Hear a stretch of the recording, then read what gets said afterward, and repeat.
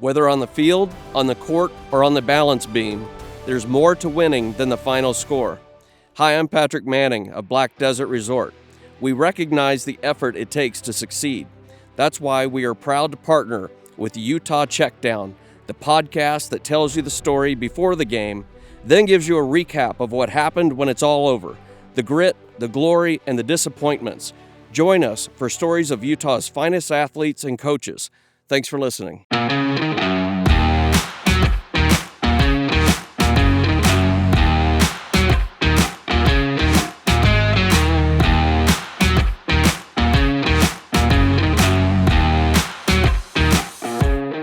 You're listening to the Utah Checkdown Podcast. And now your host, Josh Furlong.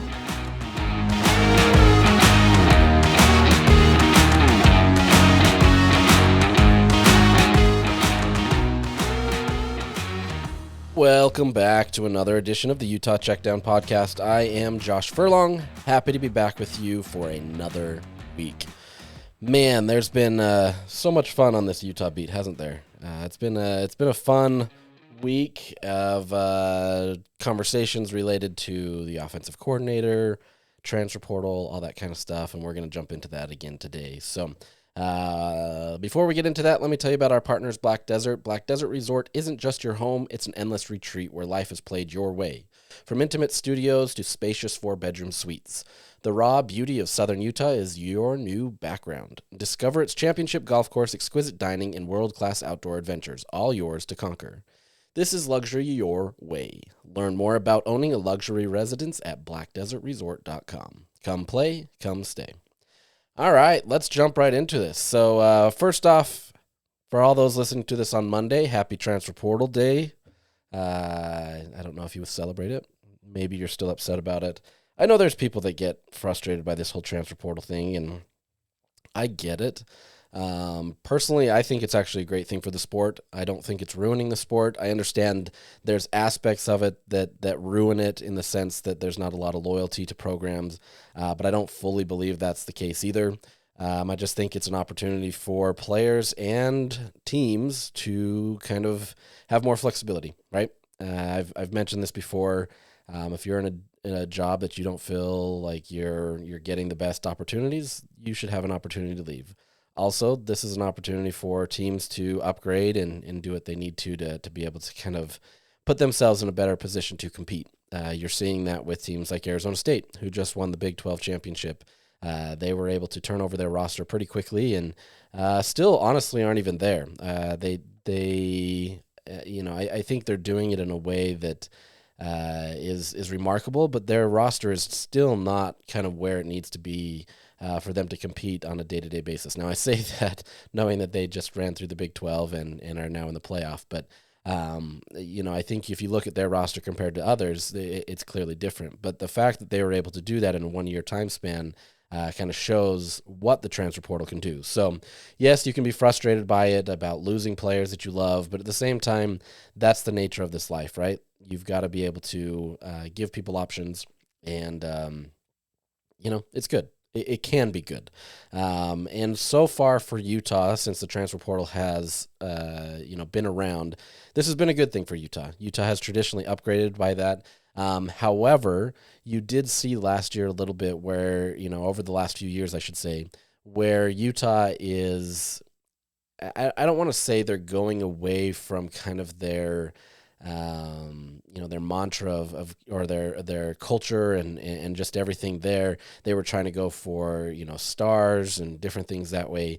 I think there becomes a look back on that and saying, not saying any of those players were bad necessarily, but I think when you're looking at it, you're trying to find people that fit your culture, right? It's their whole mentality that you become us, not, we don't become you type mentality. And so that's where Utah has to maintain. If they want to go in the transfer portal, that's great. Everybody's going into the transfer portal outside of Dabble Swinney and, the academies, maybe Stanford, those types of programs. But you've got to be able to live in the transfer portal, but you've got to do it with your culture in mind. And you can upgrade by getting better players and getting people that are there. I mean, you look at somebody like a Dorian Singer, 100% a Utah culture guy. He was also one of the best receivers in the class. right? And so it was a perfect fit for them. Unfortunately for Singer, obviously the QB situation didn't work out very well, and he wasn't able to have the breakout season that he was probably projecting.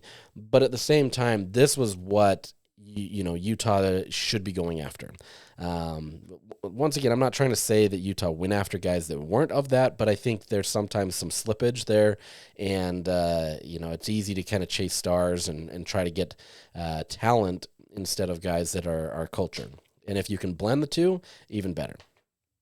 So that's kind of where it's at. We're going to jump into the transfer portal in a second. But the biggest news of the weekend came when Kyle Whittingham announced late that he is returning for another year as the head coach of Utah. And, based on the reactions that I've seen on Twitter or, Blue Sky or other message boards or other things, the feelings are split. And I understand it, right? Like, I completely understand the emotions of that, where when you say that Kyle Whittingham's back, that can cause some frustrations. The frustrations mostly being that, there's been some things where he kind of, this last year, he changed and kind of made things difficult for everybody in terms of, not talking about injuries, which absolutely put Cam Rising in a bad position. It put players in a bad position because they didn't know what was going on.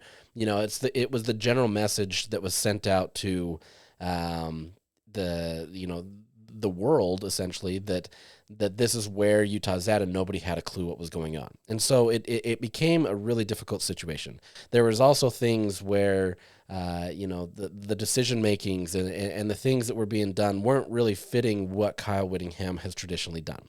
And so he had to go back to his the roots, I guess you can call it, and try to get back to where they are. Now, Kyle, in a lot of the press conferences leading up to the end of the season, talked about, how they had to have a much improved offense. They had to have a plug-and-play offense. They had to have different things that allowed them to compete in the new era of college football.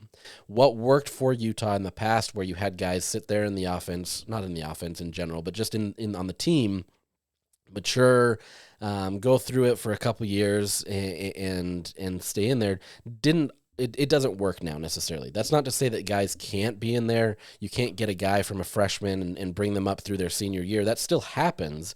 It's just more rare, right? And so you can't necessarily have an offense or a defense that is so complicated that it takes these guys ages to be able to learn it. And so part of that is, he's got to learn and adapt. And that's tough, right? And I think that's where most of that frustration comes with Kyle, is when he's coming back, it takes a lot to be able to adjust and adapt 20 years into your career as the head coach. And clearly there was something needed to be done on the offensive side of the ball. And so, if it's going to be the same, it doesn't really matter who you hired, right? If you're going to be the same and you're still going to be conservative, you're not going to, you're so risk averse that you don't want too many passes in the middle, or you don't want things in different situations, and you kind of handicap your offense, it's really going to be the same thing. Now, part of that is with Kyle, there's a lot of trust there, right? He absolutely trusted Andy Ludwig. He absolutely trusted Cam Rising.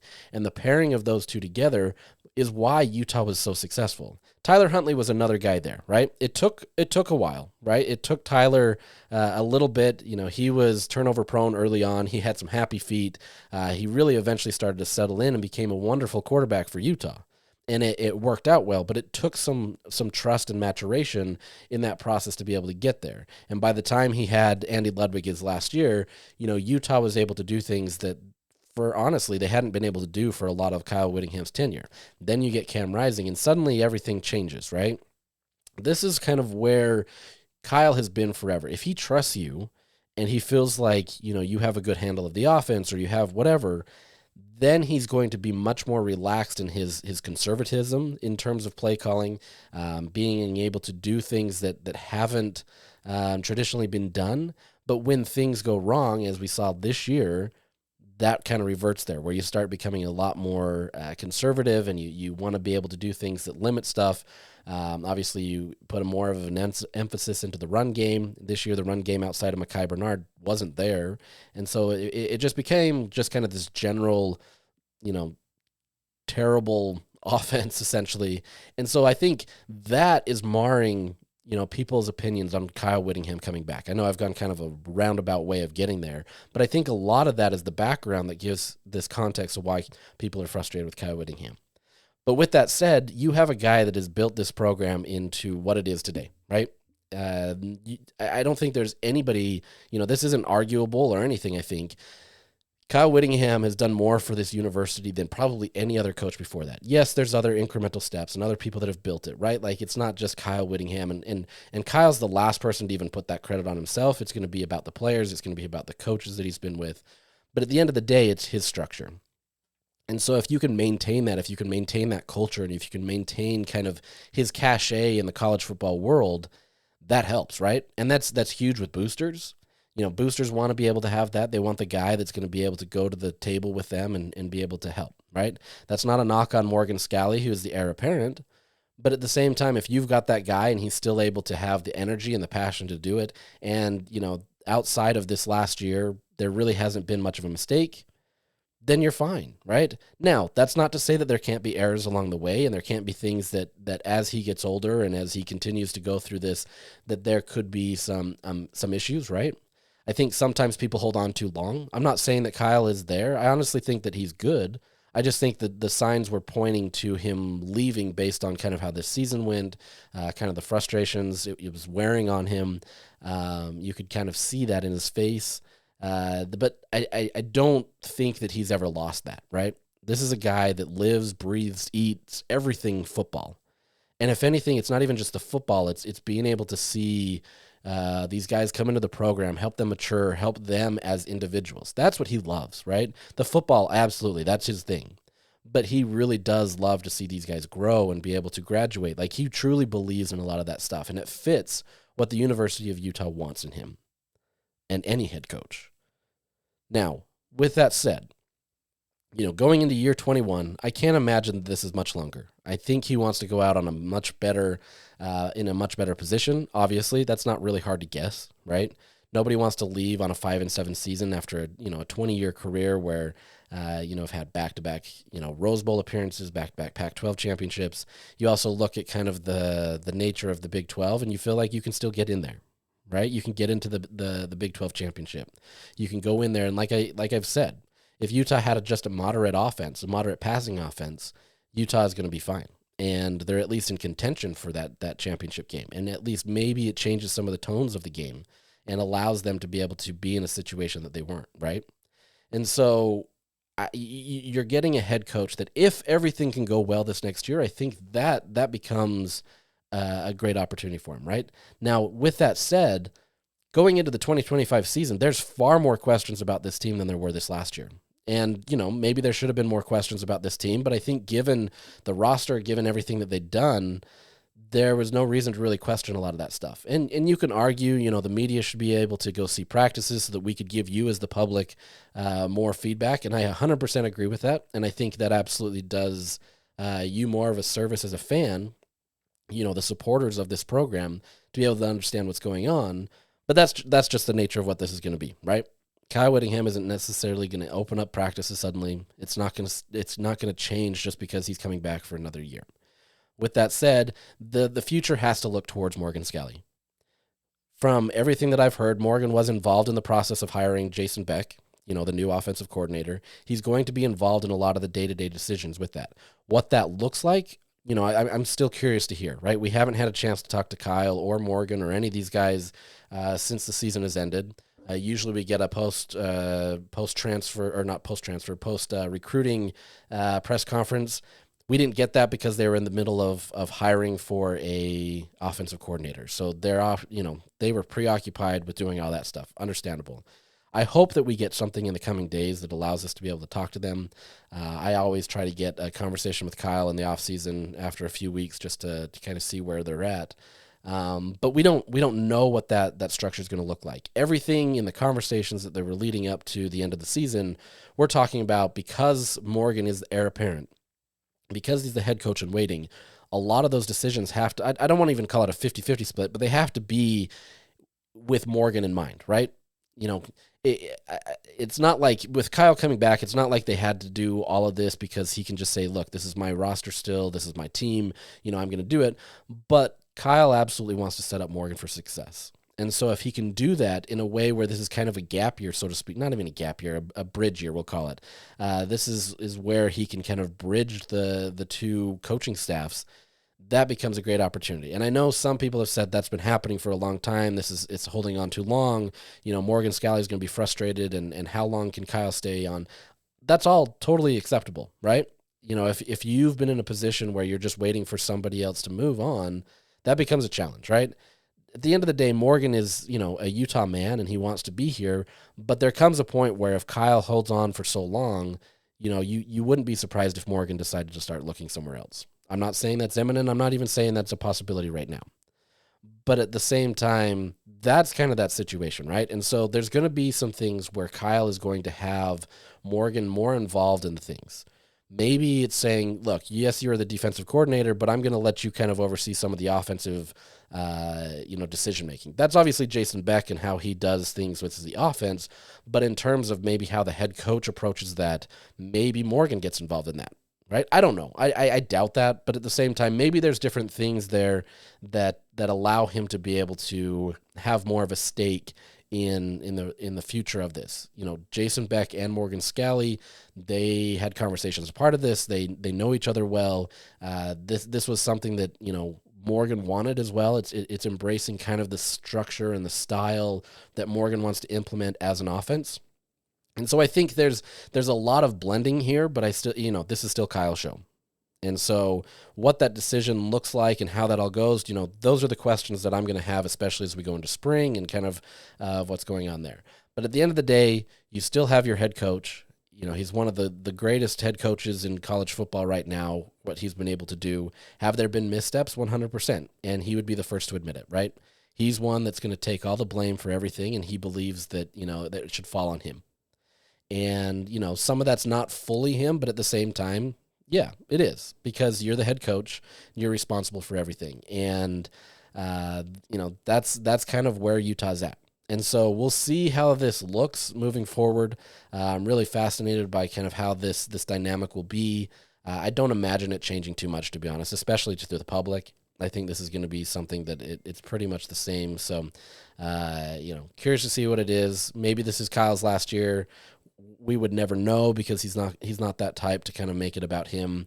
It's always about the team. It's about other people. So once again, I think, if Kyle decides to retire, it's going to be sometime at the end of the year next year where he just rides out into the sunset, says his time is done, and moves on. So that's that. Let's jump into the transfer portal. That's the biggest news outside of that. Obviously, Kyle coming back is big news, but the attention now turns to the 2025 season, right? It's weird, kind of watching these championship games and watching these bowl games and not seeing Utah involved at all. Usually I'm kind of in the thick of it with bowl prep. It has been championship prep a few of these years. It's been a lot of that. And so to not have that has been a different, kind of structure for me, even trying to follow this. And so it's different that Utah is now fully immersed in the 2025 season starting in December. Technically, the team won't meet again until January, but the coaching staff, especially with the transfer portal churning, this is kind of all it right now. So 2025 is on us. It's wild to think that that's the case, but if Utah can get a good jump on it, that's a great opportunity for them. A lot of these other schools are now focusing on bowl games or, playoff games or something like that. Utah's now solely focused on just the transfer portal and building their roster and kind of helping that way. So to kind of start this conversation, as I mentioned, the transfer portal opened officially today. Players have already announced that they were entering into the portal, last week. They can't officially go in until today. Now's the day where you can also pick up players. So soon we'll start seeing some commits come to Utah. We'll talk about maybe at least some that are coming or at least expected to come. And then, this transfer portal goes through December 28th. And what that means is you just have to be in the transfer portal or at least have your intentions out there by December 28th. And then, you can still remain in the portal. People can pick you up. That doesn't stop. That aspect is there. Teams can pick up players, well into whatever date they want to do it. It's just a matter of kind of when you have your roster and kind of where you feel set. There's also the spring one, that kind of opens it up again, but we won't get into that. That kind of takes on its own life in a little bit of ways, but for the most part, this is the big one where a lot of the players come and put their names in the portal after the seasons have ended, and so that's kind of where you're at. So right now, Utah is currently at 15 players and counting. There's going to be more, right? I expect probably 3 to 5 more. Who knows? It's hard to fully tell. But as part of this, the biggest aspect of this transfer portal season, I know a lot of people will look at this and be like, wow, that's a lot of players, and it is, but Utah's going on a full reset on offense. This is not something where they're going to just kind of lightly dip their toes in the water. No, this is a full embracing of reset on offense. That button has been pushed. They have completely, whether it's the player's choice or the coaching choice and saying kind of their priorities for these players, it's been a full reset. And so as a result of that, you've lost a ton of offensive players. Just since we last talked, I listed off a few names last week, but since we last talked, Damian Alford, wide receiver, Samote Pepa, defensive lineman, Jack Baumeister, punter, John Randall Jr., who was a running back who transitioned to corner in fall camp. He's in the portal. You have all 3 quarterbacks, Brandon Rose, Isaac Wilson, Sam Heward, they're in the portal, and you also have tight end C.J. Jacobson. So you've lost a lot of your depth, especially at quarterback and at running back. You've lost essentially all of your running backs outside of Mike Mitchell. You've lost all of your quarterbacks except for Cam Rising, who is still on the fence. As of the latest, right before I went on here, 24/7 Sports announced that Cam Rising is not coming back, according to sources. Those are the same things that I'm hearing as well. It was always a situation that was going to be tough for Cam to come back. Whether he decides to even play football collegiately anymore, try to pursue the NFL, those conversations he's still having. I don't know what that looks like for him. At the end of the day, Utah is moving on. And I think that's a good thing. That, it sounds calloused in some respects, but I think with where Cam is at, you can't have him continually handicapping your season, right? That's not a knock on him because he's obviously been a phenomenal player for Utah. And I think Utah, owes him a ton of respect to be able to get where they are today. Utah is the program that they are today largely because of what Cam Rising was able to do. You got into 2 Rose Bowls. Obviously, you had a chance against Ohio State. Penn State wasn't even a chance. But you get 2 Pac-12 championships. You put Utah on the map where it bumped Utah up to another level, especially in the recruiting front, where teams or players started to take Utah a little bit more seriously.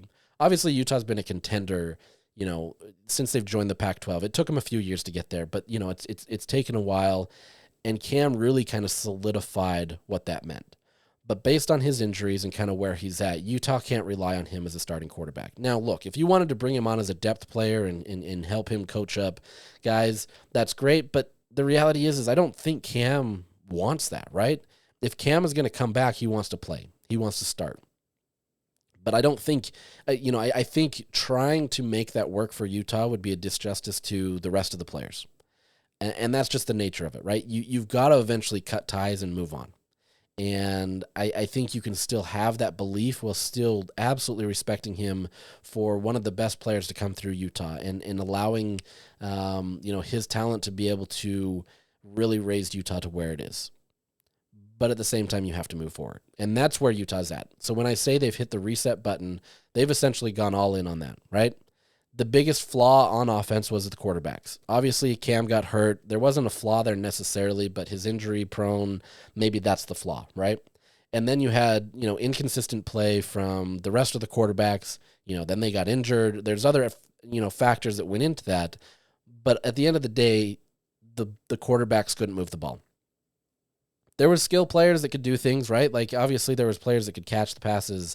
That was great. Obviously, the run game needed to be reset as well. They weren't able to get what they needed to outside of Mekhi Bernard. But you're not getting Mekhi Bernard back anyway because he's a senior and he's moving on. And so a mixture of the transfer portal and the senior class leaving, this essentially leaves, empty cupboards, which is in some respects great for Utah because now they can completely invest in the full reset. They can have Jason Beck come in here and he can have a blank slate to be able to work with. That's a great thing. I know it's frustrating to lose players, and I'm not saying any of those players weren't contributors or players that could have been, great key pieces for this offense moving forward. Yeah, there could be, right? But I think with where Utah's at, it wasn't fair to them, and it's not fair to, the team moving forward to have kind of some of that stuff lingering. This becomes an opportunity for them to be able to move forward. Reality is there were only 19 teams worse than Utah in total offense in the FBS. That's not great. Utah was 129th out of 134 in passing. And they had a grade of a 49.7 from Pro Football Focus, which is not fully, without, problems. But at the same time, it's a good measure of kind of where Utah was at. I mean, Utah, the only teams worse than Utah in terms of grades were Central Michigan, Kent State, Charlotte, New Mexico State, and Kennesaw State.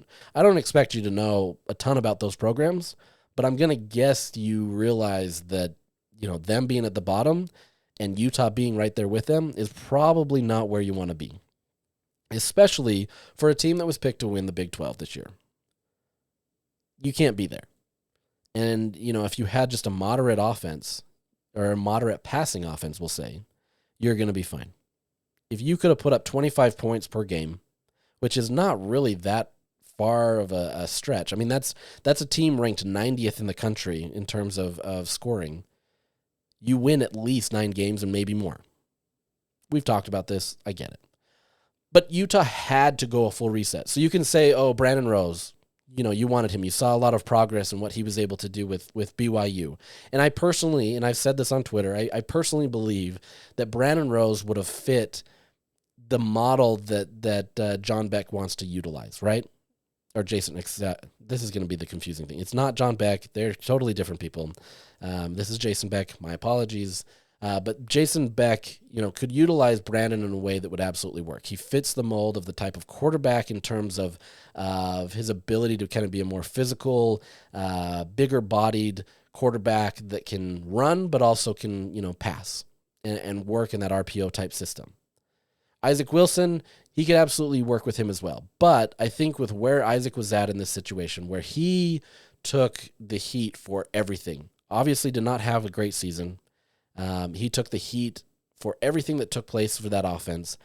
It really wasn't going to be fair for him or give him a great chance to try to succeed moving forward.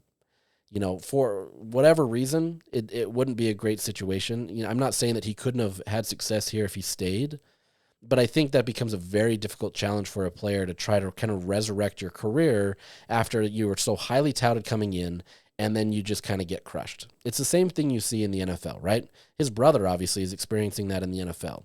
Came in as highly touted quarterback, went to an organization that is just is terrible, right? I'm sorry to Josh Newman, but the Jets are just a terrible organization. They haven't figured it out. They don't know what they're doing. And, a combination of not being able to help Zach Wilson out and a combination of him not being able to perform just led to this general consensus that he was not a great quarterback.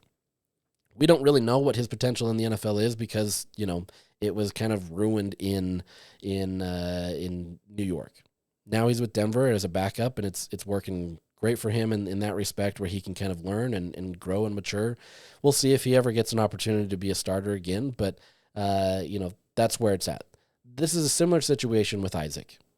You were kind of given the keys earlier than you were expected, and there were some decisions made that didn't really help, and then at the same time, you didn't perform the same way that you needed to live up to those expectations, but at the same time, you're a true freshman. It's a really tough situation, right? And so to be able to put all those on him is really tough.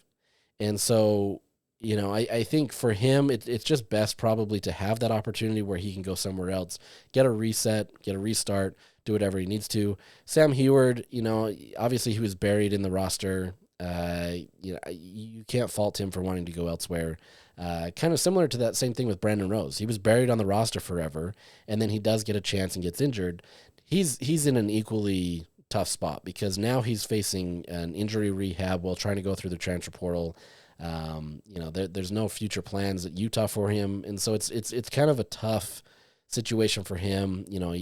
I think he's got potential, and I think he can do it. It's just going to be a really, it's an uphill battle essentially for him as he tries to get over where he was at with Utah. So I'm curious to see what that is, but I think you can understand why these decisions were made, right? You can say, it sucks to lose Isaac Wilson. He was expected to be the future of Utah football. But you can also recognize the points along the way that allowed him to not be able to be that guy, and how it would be so much harder for him to be able to try to be there. At the same time, you can project looking into the future. Every single team in the country, if they don't have something that is working, they're going to try to upgrade it. It's the same in, college. It's the same in the NFL. That's just the nature of this business. If you can't succeed in one area, or you don't feel like you are great, you're going to try to increase. Ohio State dropped their quarterback, who was actually pretty decent, in Kyle McCord, to try to get an upgrade. You can argue whether that worked out or not. I'm not gonna decide that. Kyle McCord's done well at Syracuse, but at the same time, teams are always trying to upgrade, and maybe some of that is the personalities in the locker room, whatever that may be. But teams are always going to upgrade, and so you look at that, and you look at the offense that Utah had. They were always going to go to the transfer portal. They were always going to try to find a quarterback that could be even better.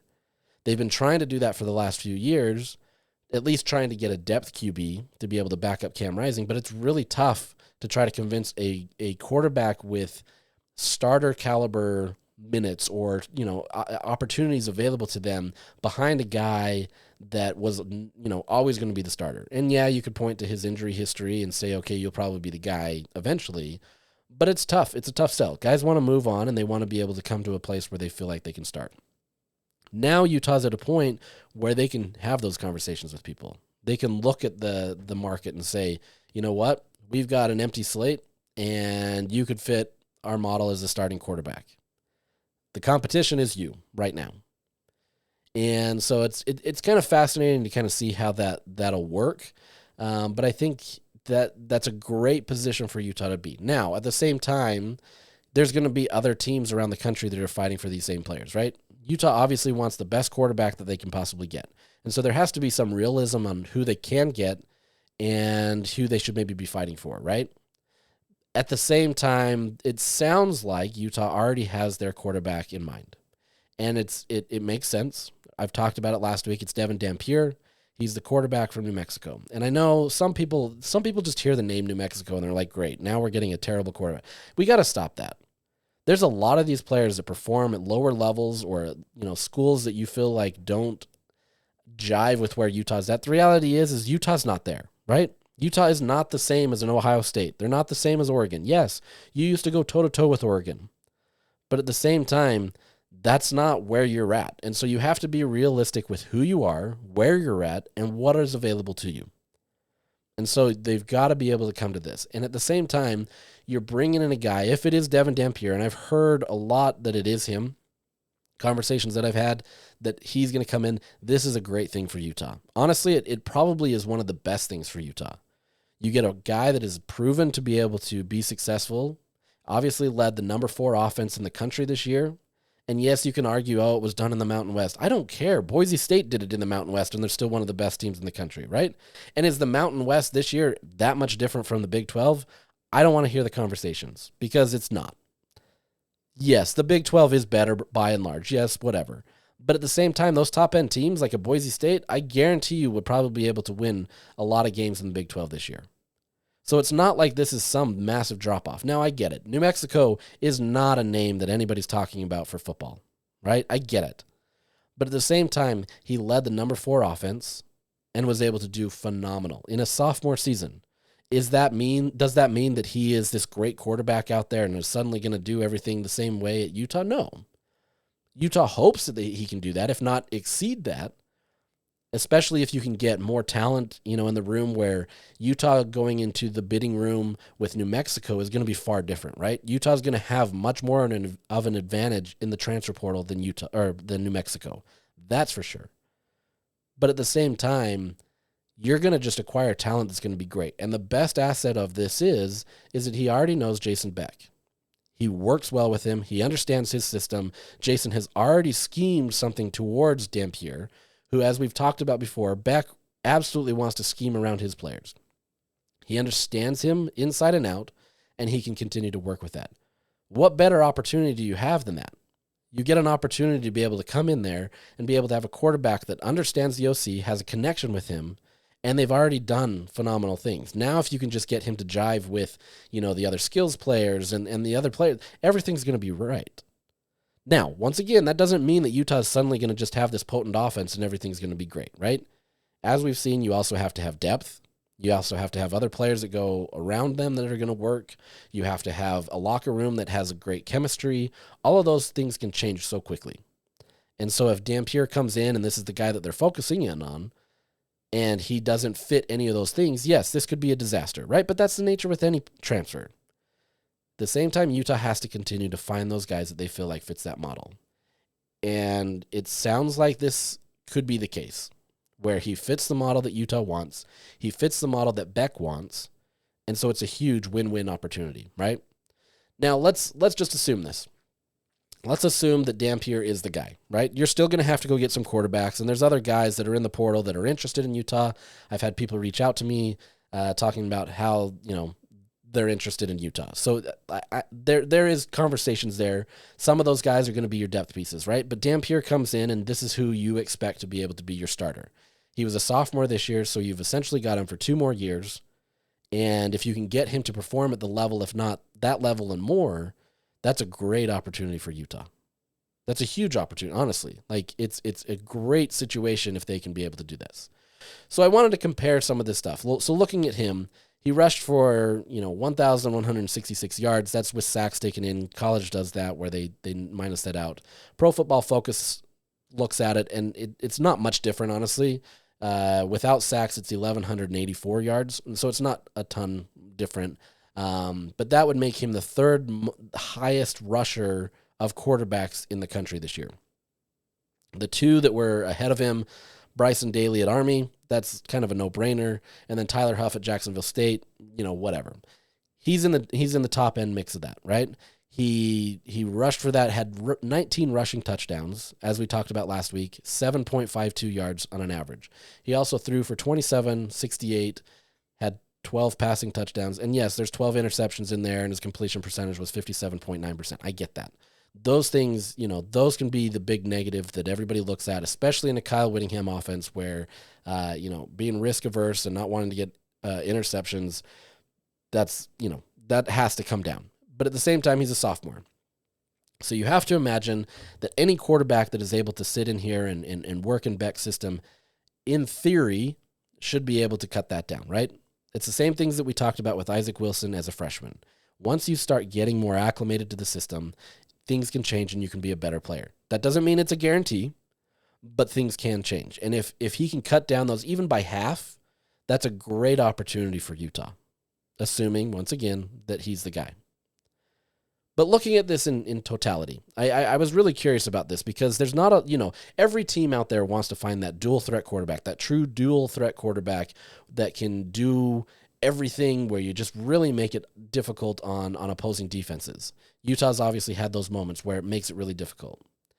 That's where this changes the game for Utah. Obviously, Kyle loves the run-first mentality. And if you can also add that with a running quarterback who has done it for years in the same scheme that Beck has allowed him to do it, it becomes great. But, in totality, he, throwing and passing, he was at 3,952 total yards. So I wanted to compare that with some of the quarterbacks that have been similar to that, right? Not all quarterbacks rush the same. Some of them, maybe rush for 500 yards in a season. There's very few each season that actually rush for over 1,000 yards each season.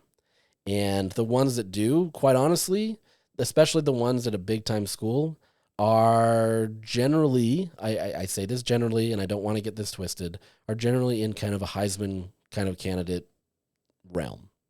Looking at the last, 1, 2, 3, 4, 5, 6, 7, 8 years, 3 of those have been Heisman winners. Obviously, you have Jaden Daniels, you have Kyler Murray, and Lamar Jackson. Now, look, I'm not projecting any of that kind of stuff, right? Obviously, if you can get the potential out of that, and if you can get anywhere near that, regardless of if a player is in the Heisman contention or not, is kind of, it doesn't matter. If you can get him close to that, it's a great situation, right?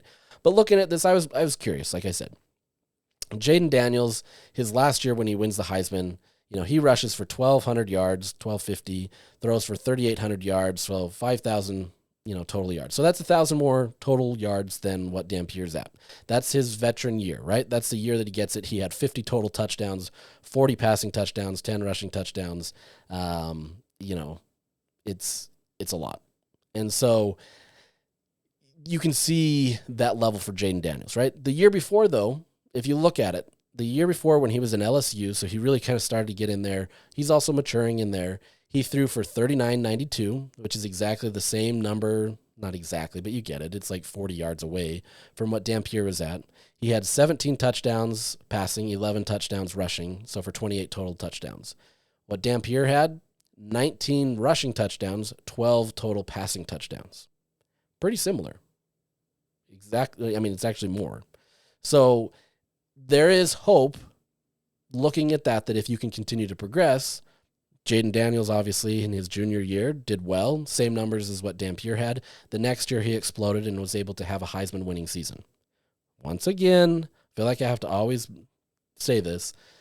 That doesn't say that Dampier is going to do that at Utah, right? But you want to be on that same trajectory. You want to be able to be there. If you have a guy that is in that type of a conversation, that can do a ton of damage to teams.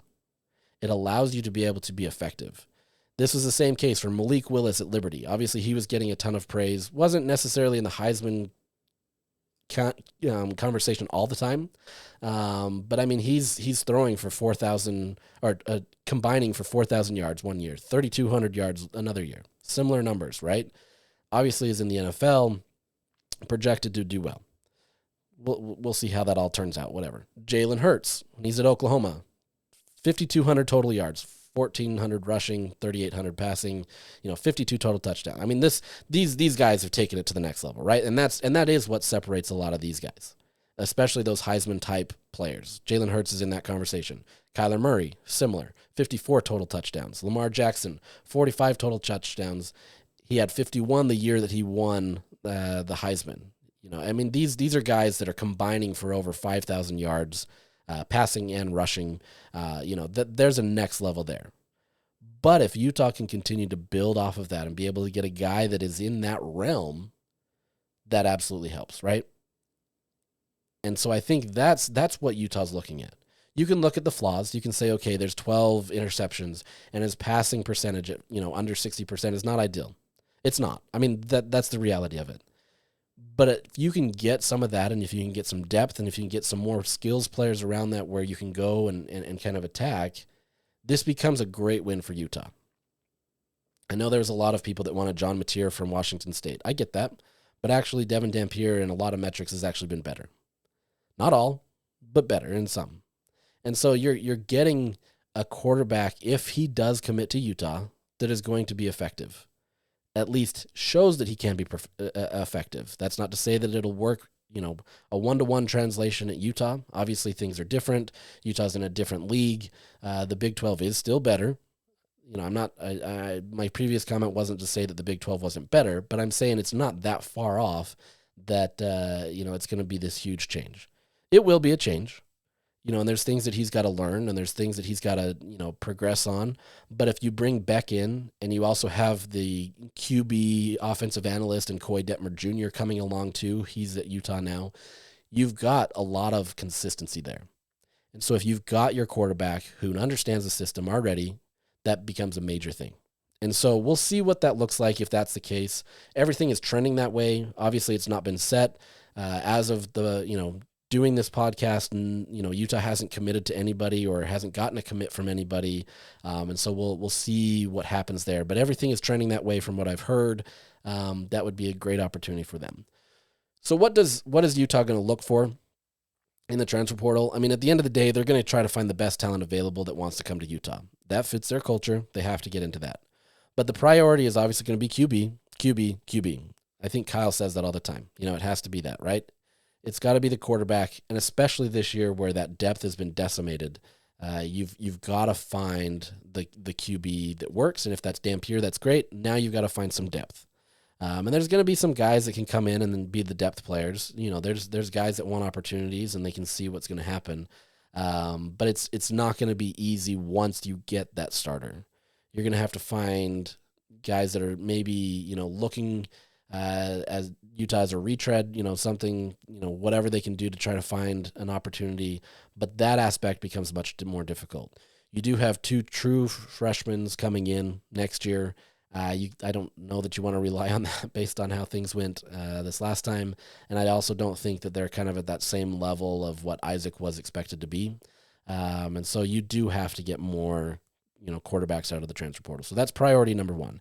Outside of that, you absolutely have to, work in the run game room, right? And so you're going to try to get some running backs. You're trying to get guys there. Yes, Mike Mitchell is still on the roster. I haven't heard, one way or the other whether he wants to leave. I don't think he does, but, in this age, things change all the time, and so it's hard to fully know. But you've got to rebuild that. Yes, you have, once again, more freshmen coming in, but it's a tall task to be able to have them just jump right in. I am curious to see, though, some of these guys in Beck's system, if they can kind of fit into this model faster as freshmen. I still think it's a tall task to be able to want to put that all on them. But if you can get somebody like a Racine Gilroy, a 4-star guy who obviously is projected to be a little bit better than the others, if you can get him to come right in and he does the things that they need him to do, maybe he sees the field, that becomes a great opportunity for Utah. I think at running back, that's probably a better opportunity where you can probably see the field earlier. So I don't think the depth is completely as bad, but it is still not great, right? Next to quarterback, running back is the next priority. Outside of that, they're going to try to find, more wide receivers. They got to get more skills players. That includes tight ends. But at the same time, Beck, it's not that he doesn't include tight ends, but it's not as big of a priority as what Andy Ludwig did, right? There's still an opportunity there. As of right now, Landon King is still on the roster. Dallin Bentley's still on the roster. I think I'm blanking somebody else, but you've got some guys there. But if you lose, Carson Ryan, yes. If you lose any of them to the transfer portal, obviously that becomes a big priority. You're still going to want to get there, but I think you're not going to see the levels that Utah was at this year where they had 6 tight end. That clearly didn't work out as well. They weren't able to get them on the field. Part of that, a lot of that was honestly the passing game struggles, but we'll see how that goes. You're obviously going to look into your secondary. You're going to get corners and safeties. They're not as bad there, but you're still going to need some proven guys there trying to get them in and get them in spring to be able to really get into that system. Linebackers, you're always going to want more depth there. But for the most part, offense is going to be where Utah focuses. Quarterback, running back, and then on the outside, right? Wide receivers, tight ends, whatever that may be. There are some options, whether that be from New Mexico. You can't take everything from New Mexico, but if it works, that works. Eli Sanders is a running back from New Mexico. Luke Weissong, wide receiver, did really well at New Mexico. Curious to see if there's attention there given to them. Obviously, Sanders probably has a greater opportunity to have an impact there than Luke Weissong from New Mexico. But I think Utah, is going to try to get the best of players possible, right? That's not a no-brainer. But they're going to be active in this portal. They're going to work really hard to try to be able to get the best players that they can that fits their culture. So the next few days especially are going to be pretty wild. And by the time you listen to this podcast, maybe some players will have already committed or, left Utah. I think it's probably going to slow down a bit for the players leaving Utah. There's just not a ton left anymore. But that's not to say that there won't be some players that go. We may get some conversations about guys going into the NFL draft. You're looking at somebody like a Lander Barton. If Lander decides to leave to go to the NFL draft, obviously that ups the attention on linebacker. Keanu Tanavasa has, as I've talked about, has been weighing whether he wants to go to the NFL. That's still kind of TBD based on the grades and everything there. But if he leaves, D-line maybe becomes a little bit more of a priority than it has in past years. But For the most part, as I mentioned, the offensive side of the ball is going to be where it's at, and Utah's going to focus in on that. So we'll see how this goes. I don't know if we'll do much more of a podcast this week. We'll see. We may be able to touch on some some other aspects of Utah athletics, whether that be basketball or, there's a Red Rocks preview on Friday. Maybe we could preview some of their season, but we'll try to keep, talking about a lot of these different aspects of Utah athletics, but football is going to take the priority right now, especially as the transfer portal season opens. So with that, we will call it a day. Thank you for listening once again, and I'll get back to you maybe this week. If not, we'll come back again next week and kind of do this. So thanks for everything. Hit me up if you have any questions or would like me to talk about anything or talk to somebody, and we'll see what we can do. But with that, we'll sign off today. Have a great one.